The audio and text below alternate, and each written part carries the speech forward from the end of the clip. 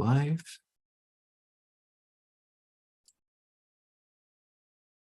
Should be good to go. Jeremy, how are you, man? Doing well, thanks. Good.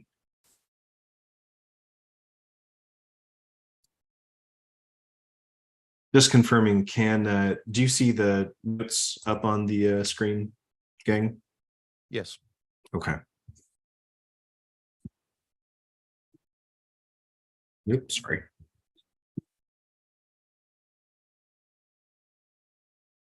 Now that the kids are back in school, I have reclaimed the kitchen as my preferred streaming spot. So my setup should be set in stone for the time being. Nice.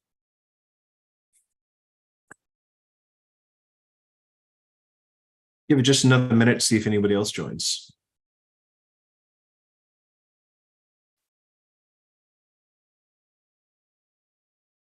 Where are you located, Adam? I'm in Kansas City, Missouri. Oh, geez, we were there. Yeah, smack dab in the middle. Oh, that's why it was listed as CDT time, or? Mm-hmm.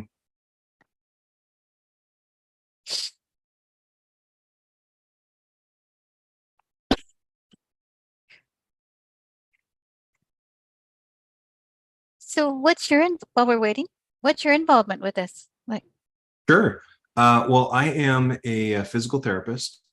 Jeremy has heard me give my little bio spiel like 3 times in the last 24 hours. Sorry, That's okay. Jeremy. I need to go get my coffee anyways. Go for it. Good excuse for it.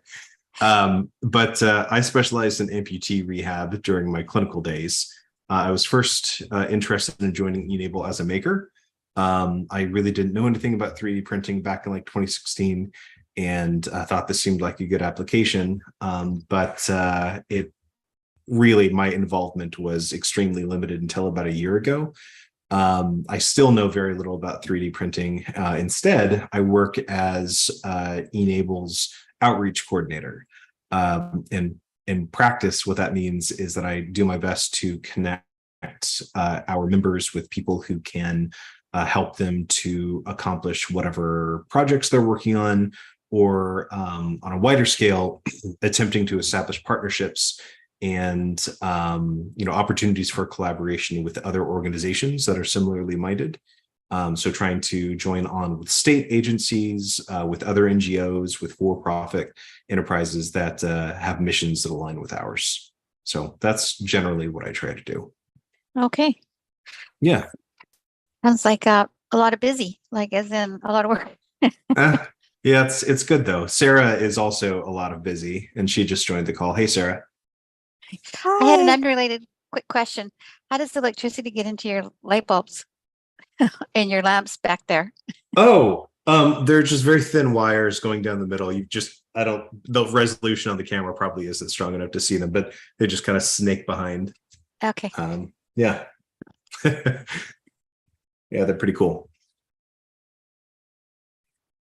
Nothing fancy, nothing inductive or anything. Yeah, that inductive stuff is taken over. Yeah, it's cool. In the makerspace, and I was showing it to a friend of mine, and I said, they've got a forge here. So we went back into the metal shop and looked for the forge, and I couldn't find it. But I could find all the metal forming tools, the big tongs, the hammers, the anvil. So I, next time I ran into the person that runs the metal shop, I asked her, and she said, well, you must have walked right past it because it's a single coil. It looks like an oscilloscope or something, and it's just a coil. And forges now are just induction coils, and you put the metal in there and they just melt. And it's just this thing that you have on your desk practically. That's crazy. Howdy, Evan. How's it going? Well, I think Jeremy will be back in just a moment. He was just grabbing some coffee, and we're about 5 minutes past, so I'm going to go ahead and kick this off. So welcome everyone to our weekly town hall meeting. I just need to double check one thing really quickly because I'm getting a little bit of feedback in my mic. I'm just going to check my settings really quick, make sure that nothing can be improved there.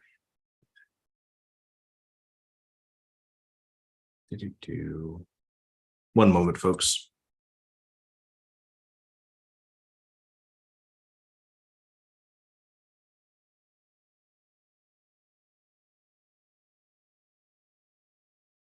Okay, can you all hear me?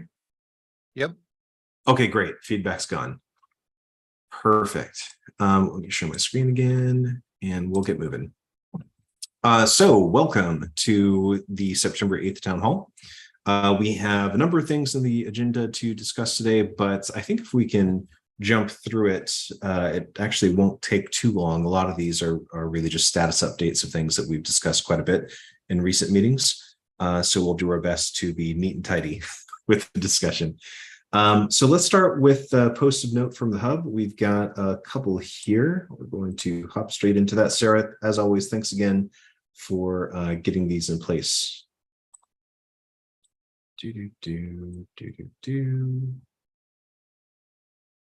Sorry, Zoom always drives me crazy with this top bar.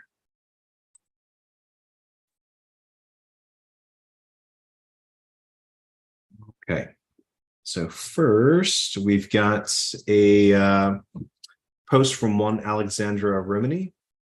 So they are, looks like an educator who's just obtained a consumer grade 3D printer. I'm guessing they're in Australia from the use of currency there. They're interested in printing full-size prosthetic hands. And they're asking about use of this specific Creality printer. And it looks like our community, as they've really been great about in the recent months, has jumped on this question and provided quite a lot of information. Ben Thacker indicated they're using a CE5 Plus. Eric Bubar, I don't know if we really need to do anything here. Seems like community is working as intended. Any additional thoughts? Jeremy, thoughts on Creality stuff? What was the specific question? I was looking at. They've obtained a Creality Ender 5 Plus. And they wanted to know if anyone had some general pieces of advice. It sounds like they're relatively new to the field, if I'm reading between the lines, right? Well, how do I want to say this? They're not my favorite. A lot of people love the Creality printers. Okay. Oh, actually, it looks like they haven't purchased it yet. Sure. It might be a great fit for them. It really kind of depends on the kind of person. I find that people who enjoy sort of the engineering side of things and don't mind sort of tinkering and troubleshooting and figuring out how to put things together, you know, they can have a lot of fun with the Creality printer. People who just want to kind of take a printer out of the box and have it work reliably, Creality might not be the way to go. We used to offer them, we actually dropped the whole line because there were unfortunately just too many units that had problems out of the box. We Gotcha. found they have some quality issues. But some, like I said, some people love them. I've just had a very mixed experience with them. I found them to be a little bit inconsistent. If you get your unit, you know, set up and configured and tuned and optimized, which, you know, does take time, you have to kind of do more of that on your own. But if you do get it to the point where it's properly set up and properly optimized, I will say it's a great bang for your buck. You know, you get a lot of capabilities for a very low price. It's just not always easy to get it to that point. Are there other printers within that price point that might fit their needs a little bit better? Let me see, 650 AU and USD. It's about 415 US. That's not a lot of money. It's not really my forte, to be honest. I focus on a kind of the higher end professional level printers. I'd say in that price range, yeah, Creality is probably the most popular. There definitely are other brands. I can't think of the specific ones. I'd say posting in the hub as they're doing is probably the best way to get some other recommendations. If people haven't already, I'm guessing they'll get a few other people popping up with other options. I can't think of any in such a low price range though. So anything in that price range, unfortunately, you're going to kind of be in the same situation. mhm. You know, it's going to require probably some assembly, some tweaking, some maybe online research to figure out how to deal with some issues. But once you get it all optimized and set up right, it'll probably do just fine for you. It's just, that's kind of just what you get in that price range. So refresh my memory, and I'll be sure not to share this discussion with Kyle Reeser. But um, but what's regarding the e-NABLE fund, what is the precedent, and what is the mentality toward using the e-NABLE fund to support classroom setups and other, you know, nascent maker spaces like this, and getting off the ground, like, you know, adding to their budgets, so they might be able to get something a little bit more. You know, it's community voting. The community can vote to approve anything they want. I can only tell Mhm. you that historically speaking, we have not used the e-NABLE fund to purchase printers or materials or things like that. We generally expect volunteers and or chapters to kind of do their own fundraising for that. And the fund is intended more to support projects that would have some benefit to the entire community, as opposed to just benefiting that one, you know, Gotcha. Okay, that makes chapter or sense. class. Yeah. Okay. Well, great. Well, I guess we can just let this conversation continue. Could I just add something? Sure, please. I bought the Creality 3D Pro, and it was a nightmare. And the hackspace I'm at, they just love Creality 3D printers. And I think partly for the reason of being able to tinker with them and being able to make them the machine that they want. But I gave up on it and sent it back. It was an Amazon purchase. And I got the Elegoo Neptune That's another, 3 that's Pro. one of the other ones. Yes. And I've heard good things it's about that. working out. And I think maybe the quality is more consistent. That if you get a good, Elegoo Neptune. Yep, that's another. What specific model would you recommend? I've got the 3D Pro, and it works with the Sonic Pad. If some people are interested in doing really fast prints, it's compatible with the Creality Sonic Pad for faster prints. Okay, so it looks like that's totally within their price range. Would you like to respond with that recommendation, Tamara? Oh, I don't know about recommending it. Like so many people that I really respect recommended Creality, and then my experience, and then I Googled my face off and found out that other people are having that same problem with Creality of mixed I quality. think your personal experiences, I mean, this is not a huge sample size in this community. So I think that, you know, your anecdotal feedback might be very, very helpful here. Give them another place to look. Sure. Yeah. So what do I do? So just on the forum, there is a post from one Alexandra Rumini. You can see her name's here on the screen share. I that should be just drop a link to that post in the chat, or Sarah can just do that. and then you can click on it and add your comment. Okay. Great. Awesome. Thanks, Sarah. And thanks. And I don't want to keep mispronouncing. Is it Tamara? How do you emphasize that? Tamara, but Tamara. Okay. If it's a different accent that's accented A, that's fine with me too. Okay. Gotcha. And apologies for the cat. Alrighty. Well, let's keep on moving down then. Consider this one dusted. Okay. Next, we have Anjali Santillan. Again, I'm probably making a mess of that. Let's see. This is one I believe I responded to. This was an animal prosthetics question, or really just an announcement, I think. So Anjali let us know that last year they reached out for advice on how to create a prosthesis for a toucan. I remember that post. So it was Wiko, the Toko toucan, and apparently they're doing well. That's really great. Was this for the beak? Do you know, or? I think so. Okay. I remember a toucan here right around the time I joined. There's some discussion about that. So they're posting here to spotlight the NGIT Prosthetics Club. They are happy to help those in needs of prosthetics, whether human or animal, for free. Their club has developed prosthetics for many animals. They're also happy to 3D print and assemble hands, fingers, or other prostheses. And she provided her direct email, which is amazing. This is really great.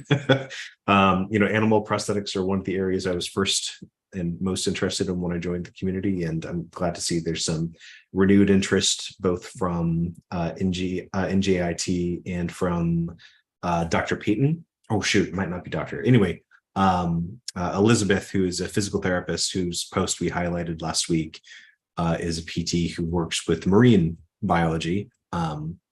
And she had a sea lion case last week that she floated. So yeah, hopefully they can get together. I'm hoping that we can get a little bit more traction here on the animal side, because I just think that's really interesting. It's really fun. Alrighty, I think that was it for posts for the week. So we'll keep on walking down the list into action items. So Jeremy, I actually have you on here. Obviously, one of the reasons we brought Wildmont being me, into this position was to help to offload some of the items that were on your plate. We still have a couple of things I think that we can do to help you out, but I just wanted to check to see if things feel a little bit better now in terms of total workload and what else we can do to help you out. Yeah, I mean, I appreciate you checking in. There's some things that I just kind of unfortunately stopped doing, and so there's things that aren't being handled right now, and we may want to talk about those some days. We have to kind of catch up on where we stand with the new website. I'm a little bit out of the loop there, because as of now we have that e-NABLE Web Central platform sitting out there pretty much unmanaged and unmonitored, and Gotcha. I guess it's maybe kind of working, but I don't know how many people are using it, and if there was a problem or if it broke, there's pretty much nothing I could do. Okay. We used to have, what we call case facilitation, where we had somebody that was actually monitoring the cases in there and actually helping with the cases that got stuck, and we're just not even doing that anymore. Catalog management is another thing. I used to be managing the device catalog on the hub and adding new designs that people were submitting. And I stopped doing that because, Ian Roy was working on getting that going at the NIH 3D site. And I don't know where that's at. I see new designs popping in there, but I don't know what the next steps are. I don't know what the plan is for actually launching that as our official catalog. And how we get, the new designs that have been submitted into there, which I forwarded over to him, but I don't see that. Okay. So there's work to be done there. As you know, I stopped tracking the statistics that we were reporting on here in the meeting. You have that spreadsheet, so maybe that'll get picked up at some point. Yeah, I do. And I've let the ball kind of bounce down the court for a little while looking at some of these other things. But yes, I that's on my to-do list too. So the one thing that I am still doing is managing the help desk, where, we probably get about I don't know, maybe 8 to 12 email inquiries per week.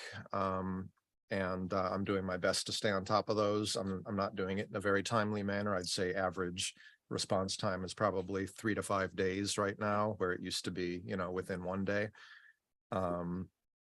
But the other side to that is that there is a cost to that. The help desk system that I use, I pay per license, so I am maintaining that monthly cost of a license for that, which maybe we could find a better solution for. I know we talked about a chat bot on the hub, and maybe coming up with a way of doing this kind of support directly within the hub, which of course wouldn't require any additional licensing fees, and it would be nice to at some point figure out how to reduce that monthly cost on my end. I'm happy to. I mean, obviously, this isn't an area where I know anything about API integration. Gosh, that might have been redundant because I don't know what the I stands for. But interface. I'm very oh, there you go. Thanks. I learned something. So I can certainly help train the chatbot. I'd be very happy to help test it out and stress test and see how it works with a lay user like myself. So anytime you want to work on that, or if there's anyone that you can think of who might be available and sufficiently skilled to devote their time. Yeah, I mean, that's the trick. I don't think I have the bandwidth to take on another project right now, but I Sure. don't know who has that background. Mhm. So I'm Well, not, let's put out a call in the hub maybe and just see if anyone bites. I mean, I know that the hit rate has been a little on the low side for those calls to action for specific project work. But that might be something. I mean, if it's something that doesn't Well, require. part of the trick is we'd have to, whoever it is, we have to, have Masby involved, because he's the one that's really done all the custom development on the hub. Gotcha. And he manages the back end server. So whatever integration we do, it's going to require his involvement. And I know he's had pretty limited availability. So we'd have to figure that out. And then there's the question of, no matter how good a bot is, I don't know if it's ever going to be sufficient to address all of the, inquiries coming in. Yeah. I think we have to figure out some way of having people be able to, and maybe we don't have, email support anymore. Maybe we shut that down and just direct people to the hub and say, post your questions in the forum. That's an option, but Yeah.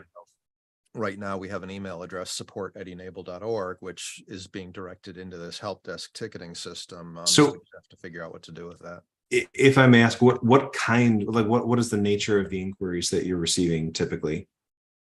Oh, it varies quite a lot. Some of them are as simple as, we want to get involved. Some of them are, I need help with, getting a device. Some of them are, teachers that want to know how to get their classrooms involved. Some of them are more custom in terms of somebody wanting to, I don't know, do some kind of research or wanting to do a certain kind of project. More and more these days, I'm giving kind of templated replies and directing people more and more over to the forum to ask them to direct their questions there. But it does still require some kind of response and processing. Yeah, I wonder if just as and again, spitballing, I think that since one of the problems that we have is a desire to increase the level of engagement on the hub and the variety of conversations that are happening there. And another problem we have is you not quite having the bandwidth to manage these emails. But if we kind of solve both of those by just as a go forward plan, those general inquiries, I think, could just be directed straight to the hub. I think that's perfectly reasonable. Figuring out how to do that. I think what I'd probably have to do is disconnect the email address from our ticketing system. Mm-hmm. It is set up as let me think, I believe it's set up as a group address on our Google platform, because we manage e-NABLE.org through Google. So it shouldn't be too hard to create an autoresponder on that address. So that anybody that emails support@e-NABLE.org automatically gets an email back that says, hey, please go over here to the hub and post your message, and gives them the link. So that should be doable. I just have to figure out the specifics.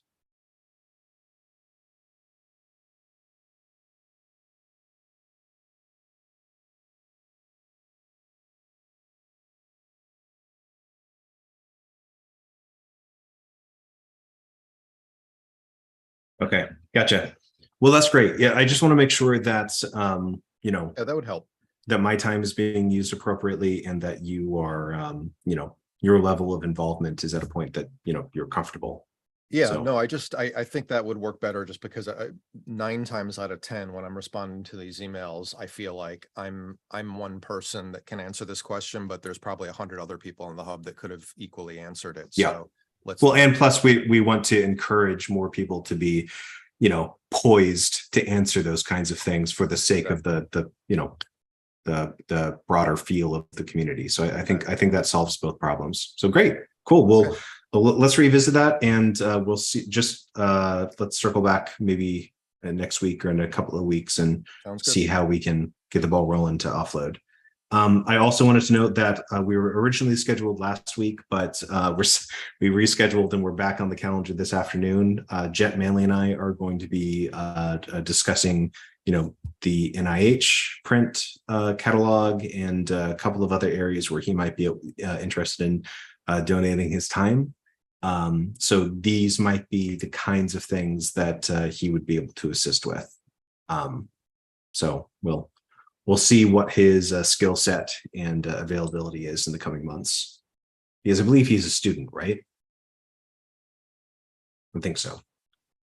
Okay, so let's move into some of the, just for broader transparency for the community, anyone listening into these calls and recordings.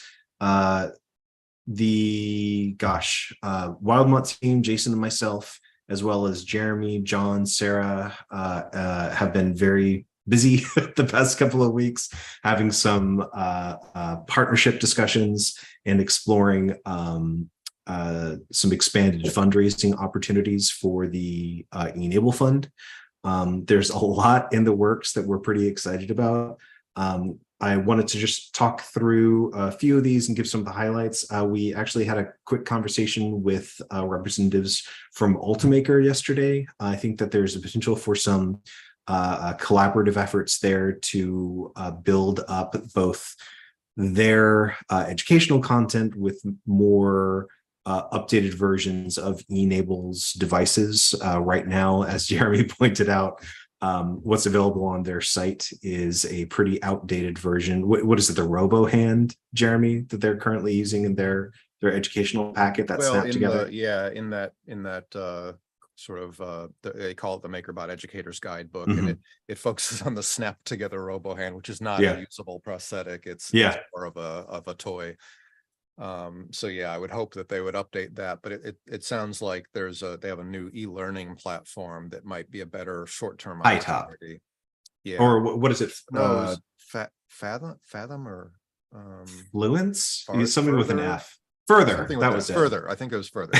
Anyway, it sounds like there might be an opportunity to build out some curriculum materials and make them open to the public in a way that would provide some valuable educational content that's tied in with our later, more recent designs, and so we're going to pursue that.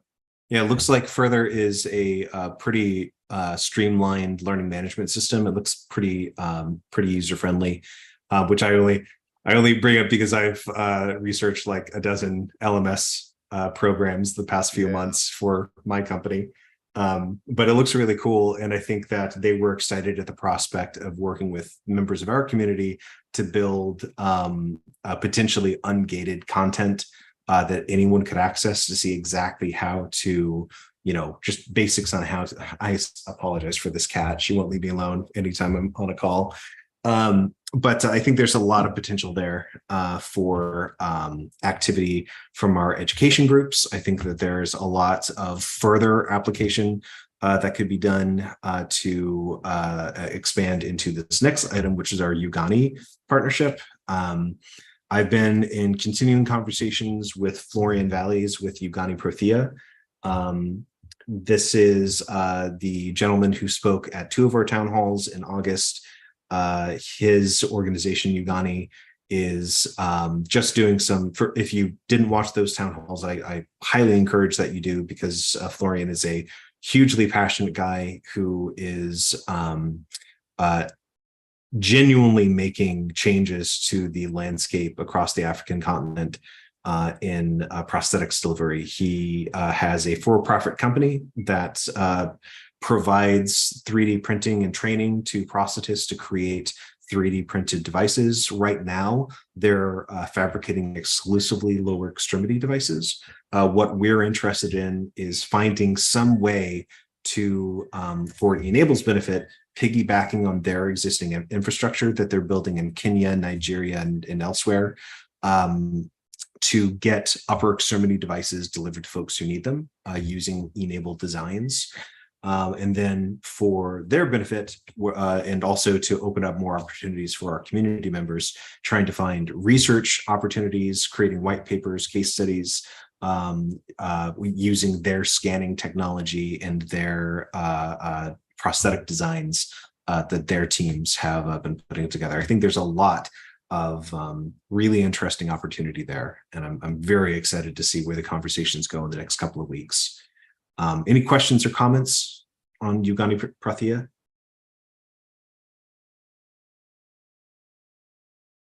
I want to just note really quickly, Tainara is not on the call right now. I want to just note that we did have 2 healthcare meetings scheduled for the month of September.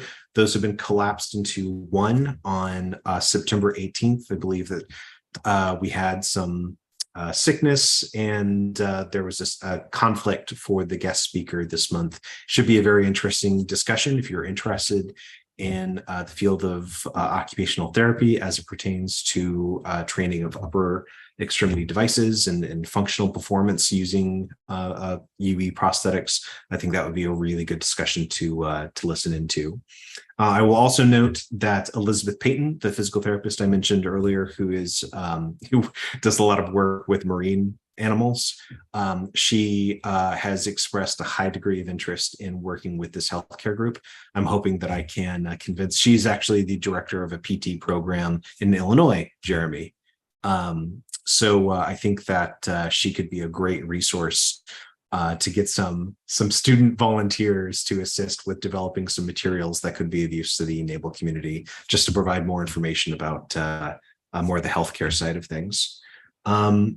I also wanted to note, I was hoping to get a post on the forum before this meeting, but I need to get confirmation from Scout Mary, who's the director of the Missouri Assistive Technology Act program.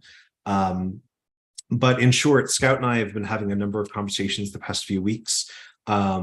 What we are devising, we're putting together a plan to produce a standard device kit that could be available for any e-NABLE member to contribute to at any time. In short, these device kits would have somewhere between 8 and 10 sort of high impact, simple assistive devices, things like bottle openers, key holders, doorknob turners, things that don't require a high degree of skill. So things that could be really great for people who are new to 3D printing, to classroom groups, especially younger skewed classroom groups, to practice getting some of these devices turned out. And these device kits would then be delivered to rehab facilities, nursing homes, and other key points that are overseen by the Missouri Assistive Technology Act program to get hands-on experience for people to use these devices. We're really excited about what this could be. I think that if we can get this working, if we can get some data collected for the impact of these devices once they've gotten into a few folks' hands for a couple of months, this could be the kind of thing that we could replicate out across other states if it's successful. Obviously, that's the goal. Or if this is not a successful strategy, we can take our lessons learned and see how we can tweak this to make this a little bit more broadly applicable to different states' assistive technology programs. But yeah, I'll be dropping a post about this opportunity on the Hub today. Any questions, comments?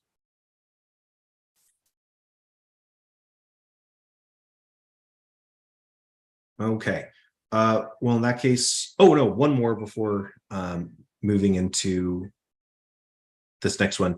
I wanted to note that Sarah and I have been working on prepping for the 2023 chapter audit. This will feed into a number of initiatives that are tied to this, including our annual reporting materials for the DORA or DDORA Foundation.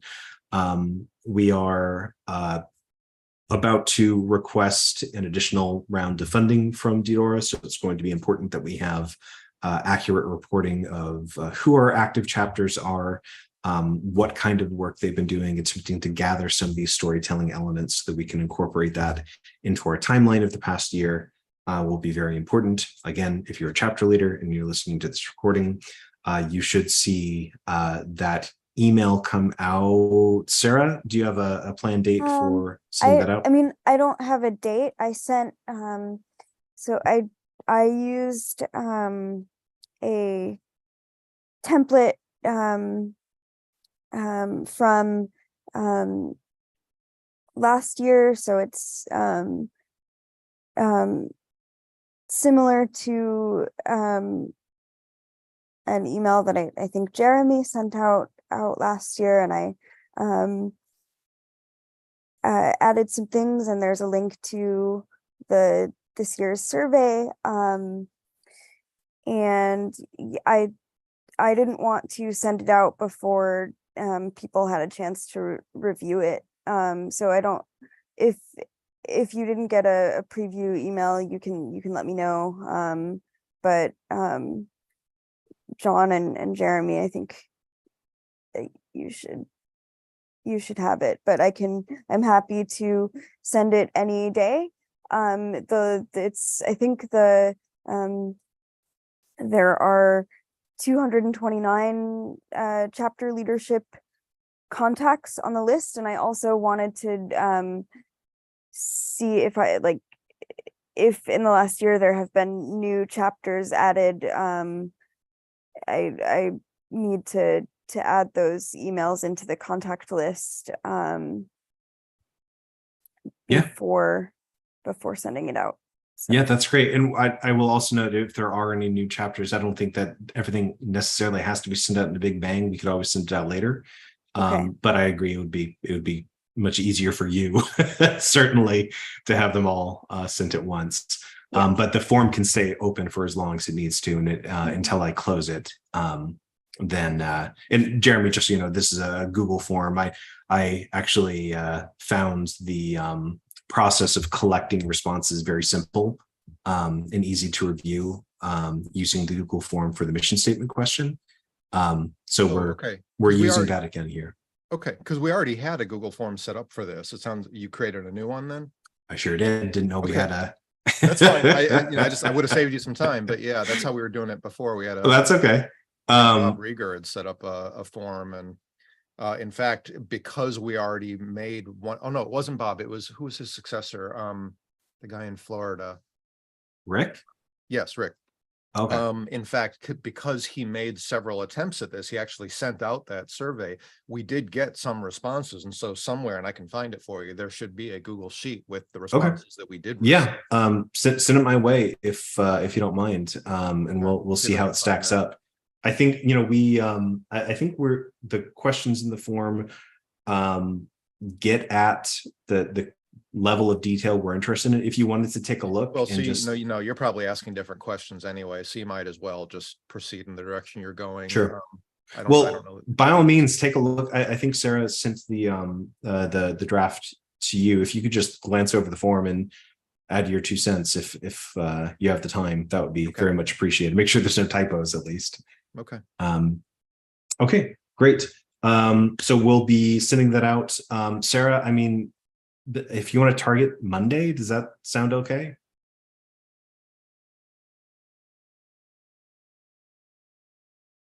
We'll assume sure. We can connect after. Sorry. Possibly. I don't I think more realistically for me to get emails and everything, that's a travel day for me, so I would Gotcha. say probably more like Wednesday. That's fine. Yeah, let's whatever fits in your calendar. That's fine. The only reason I was thinking sooner is that our report to the Dora Foundation is due, and this is not our lack of planning doesn't constitute an emergency on your part. But I think that our report is due at the end of September. So hoping to get a couple of stories in place that we can draw from for the reports in time for that. Yeah. But no, that sounds great. Okay. We'll target next Wednesday. Okay. I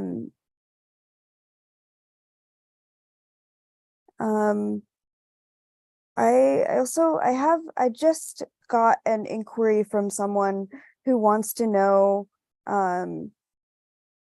like if they can log into and post on, like how to log into and post on the e-NABLE Web Central website. Should I post a device request? They were not specific about what they wanted to post. They just wanted to know how to log into e-NABLE Web Central. They just go to enablewebcentral.com. Okay. The first page lets you create an account if they Okay. don't have one already, and then they log in like any other. They can use Google authentication, or Okay. they can create an account with email and password. Okay.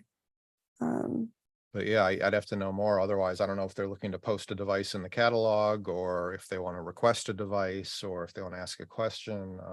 Kind of depends Okay. where to send them from there. Okay. Thanks, Jeremy. Okay. So I wanted to bring up the topic of the mission statement. Once again, we talked about this a bit last week. We had a couple of sticking points, some terminology. I think that there is, one approach to this, tried to make this as boiled down as possible. I think there's another that tries to be a little bit more, a little broader, to wrap our arms around specifically what it is we want to do a little bit more precisely. But let me just read where we were last week, and we can talk about what's highlighted and what's in parentheticals here and why. So just to recap, this is based on results from a survey that was sent out last month, polling our e-NABLE community. We didn't have a huge number of responses. We had a couple of dozen people offer their insights into a few of the different options. And this is taken from what was by far the most popular one, but integrating elements from a couple of the others that maybe make it a little bit more comprehensive. So e-NABLE is a network of engineers, healthcare professionals, volunteers, and individuals with limb differences working together to make, possibly open source there, 3D printed prosthetics and assistive technology available for those who need it. Our mission is to empower makers with knowledge and design resources to improve mobility and community access around the world. So the items that were in contention were whether we want to include open source as a key point of what it is we do. I think that's totally fair, and I'm happy to include it. Whether we want to limit ourselves to 3D printing, or whether we want to include other additive manufacturing techniques, or not specify what kind of techniques at all we're referring to. I think throwing 3D printing in here is pretty core to what the vast majority of our members do. But again, I don't want to limit if there are people who aren't using that or use things in addition to that. I think that's fair. And then this last item was specifically the outcomes that we're hoping to provide. My thought was that functional independence, coming from a healthcare background, that being a sort of key word in amputee care, and just care of patients. Generally, functional independence is ultimately the goal. But mobility and community access, I know that there were some questions about whether community access is at all relevant, mobility, whether that's specific enough. So I'm going to turn this over to y'all for these 4 terms here: open source, 3D printed, mobility, and community access. General thoughts.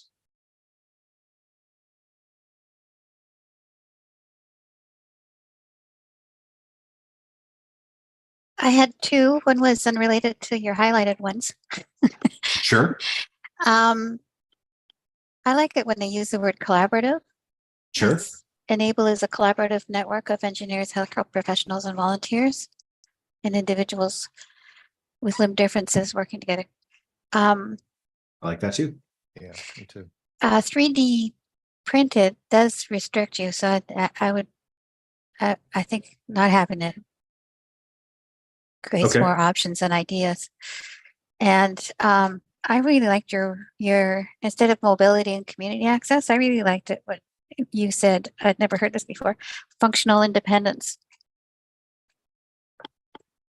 It sounds very descriptive of that, about what you're trying to achieve.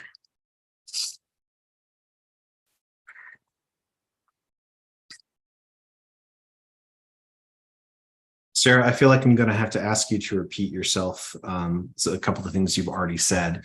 I don't think I captured all of your points last time we were discussing this. Did you have any additional thoughts specifically here? No, I don't see anything problematic with any of those terms. I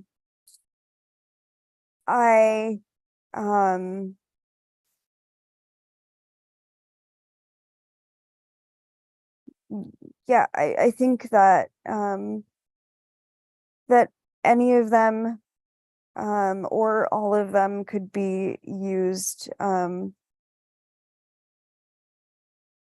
depending on what fits best and like what we want to try to encompass. But I do think that community access is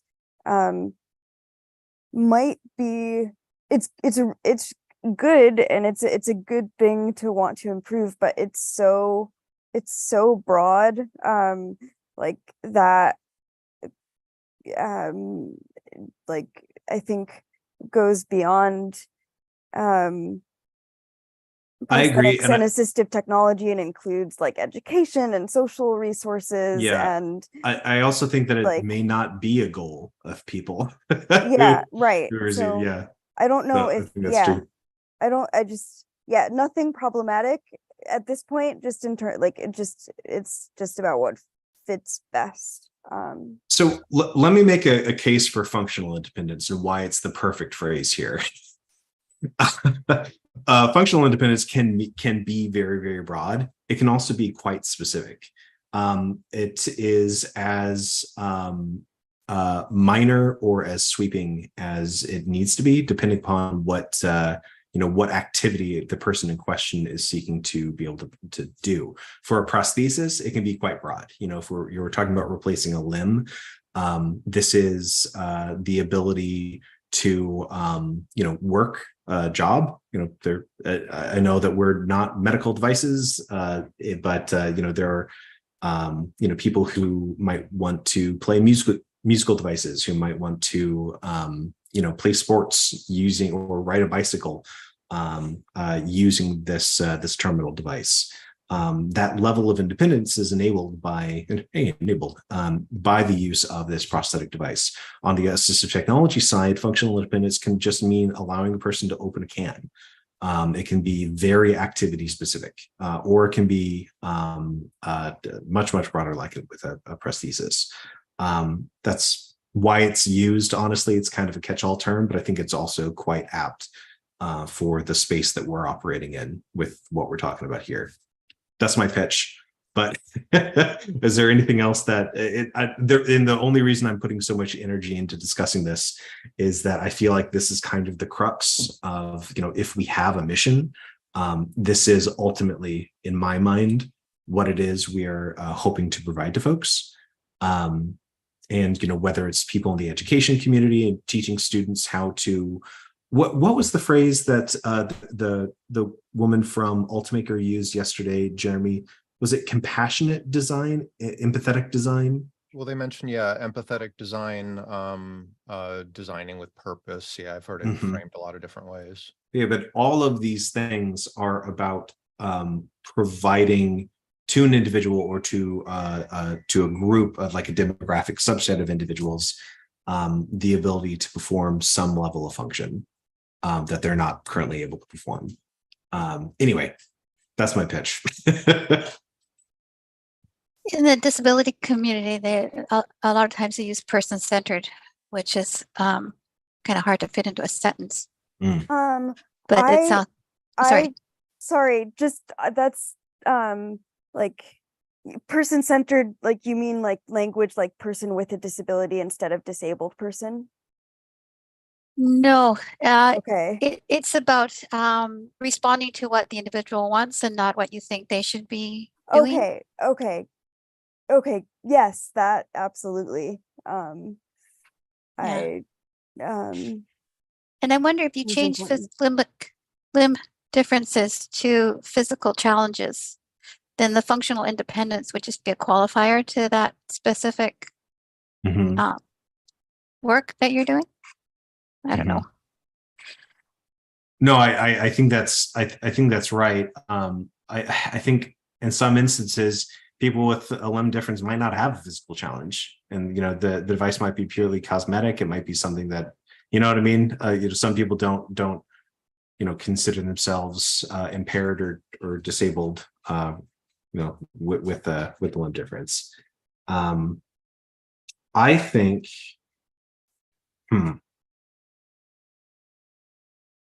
I think I want more input, and I don't know that I necessarily feel comfortable pulling the trigger on this, because obviously I don't want to speak for a community of thousands. To solicit more community feedback, do you think that this would be something that we could post on the hub and kind of highlight or maybe point to this discussion in the recording? Do you think that that's a worthwhile endeavor, or do you think that there is another way to go about this to get some quality feedback from folks?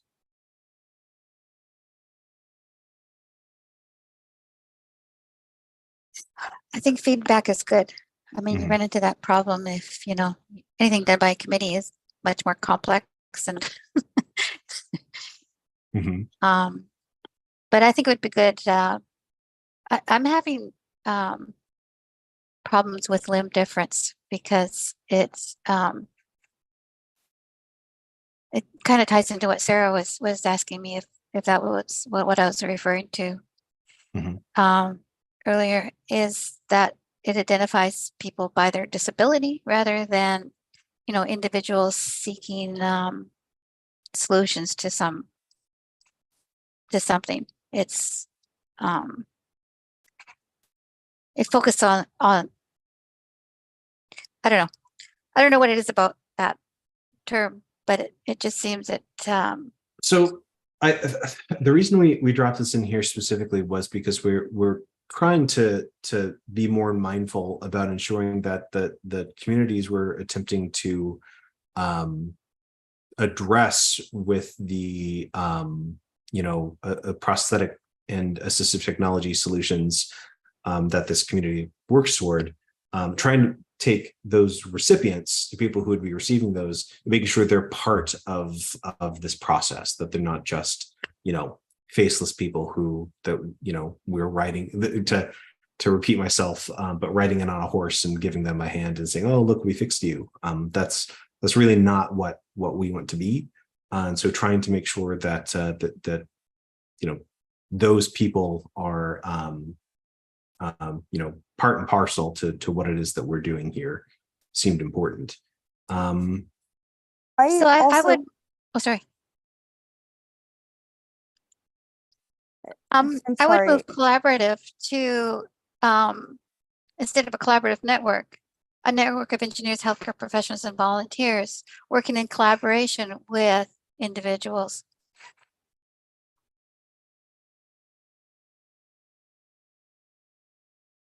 Yeah. I mean, would that be accomplished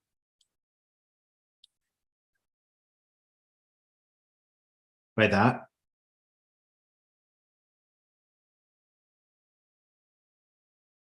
Or are you specifically maybe I don't want to over wordsmith this, but it sounded like you wanted to put the emphasis on the knowledge and collaboration of the individuals and to respect that as part of the statement that you're trying to make. No, I think that's very, very valid.